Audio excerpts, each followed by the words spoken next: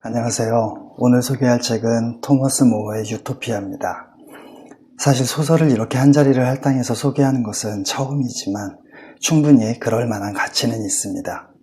토머스 모어는 16세기 초 영국 정계의 거물이었습니다. 처음에 외교 분야에서 활동하면서 당대 여러 나라의 인문주의자들과 친분미 사상을 교류했고 후에는 대법관의 자리에까지 올랐으며 국왕 헨리 8세와 가장 허물없이 지내기까지 했죠.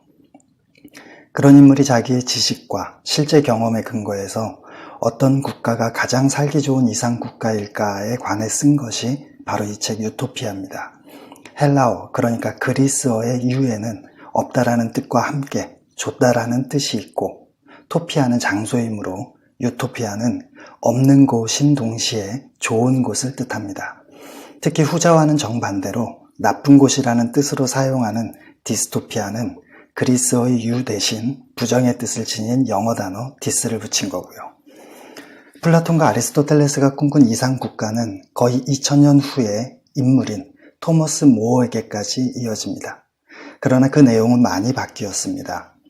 플라톤과 아리스토텔레스 당시 아테네의 인구수는 노예가 약 10만 명, 성인 남자 시민이 약 4만 명, 거기에 여자와 아이들까지 합한다고 해도 기껏해야 30만 명을 넘지 않았습니다. 물론 직접 민주주의가 가능할 정도로 시민들이 밀집되어 있던 아크로폴리스는 작았지만 그들의 삶을 충족시켜줄 식량과 필수품을 생산하던 그 외의 모든 지역을 합한다면 크기는 서울의 4배 정도에 달했는데도 말이죠.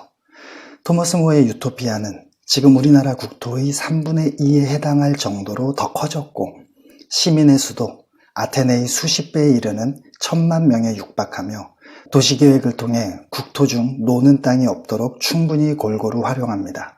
그러다 보니 정치는 시민의회와 원로원을 거쳐 왕에 이르기까지 간접민주주의, 즉 여러 단계의 대의정치에 기반하고요.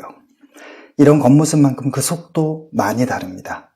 플라톤과 아리스토텔레스가 아직 꿈을 꾸고 있다면 토머스 모어는 비몽사몽이긴 해도 거의 잠에서 깨고 있는 셈입니다.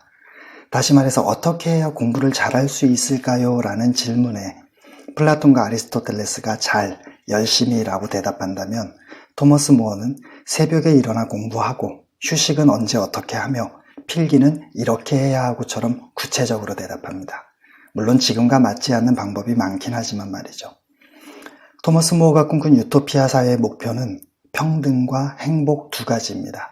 그렇다고 그 두 가지를 극단으로까지 밀고 가지는 않습니다. 모어는 악의 뿌리가 사회 제도보다는 교육에 의해서도 바뀌기 힘든 인간 본성에 더 깊이 박혀 있다고 생각했기 때문이죠.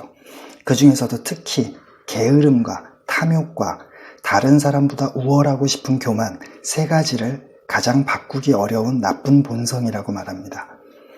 평등을 위해서 플라톤은 부모와 자녀 간의 정도 끊어버렸고 아리스토텔레스는 거기에 법적으로 약간의 융통성을 두긴 했지만 큰 차이는 없습니다. 그러나 토머스 모어는 혈연을 긍정하고 집들이 멀리 떨어져 있는 시골의 경우엔 자기 집을 소유하는 것도 부분적으로 인정하며 노예, 왕, 성직자와 학자 같은 특수층의 존재도 인정합니다. 토머스 모어가 생각한 행복은 육체적 욕구와 정신적 요구의 조화로운 충족입니다. 그렇더라도 자연의 순리에 순응하고 이성의 명령에 따라야 하며 작은 쾌락을 위해 큰 쾌락을 버려서는 안 되고 자신의 쾌락이 남에게 불편과 해를 끼쳐서도 안 된다는 제약 조건도 있지 않습니다. 이런 행복의 공유와 평등, 즉 즐거움을 다 같이 나누고 누리는 것, 이것이 바로 유토피아에 나타난 토머스 모어의 이상이며 목표입니다. 결론적으로 조화로움, 즉 중용과 행복이라는 단 2마디로 요약할 수 있는 아리스토텔레스의 주장을 훨씬 더 현실적으로 구체화했다고 할 수 있습니다. 토머스 모어를 끝으로 이상 국가에 대한 동경은 일단 서서히 막을 내리고 약 150년 후엔 국가가 어떻게 탄생했는지 그 출생의 비밀 중 일부를 밝힌 사회계약설이 등장합니다. 고생하셨습니다. 다음 시간엔 사회계약설의 문을 연 토머스 홉스의 리바이어던으로 찾아뵙겠습니다.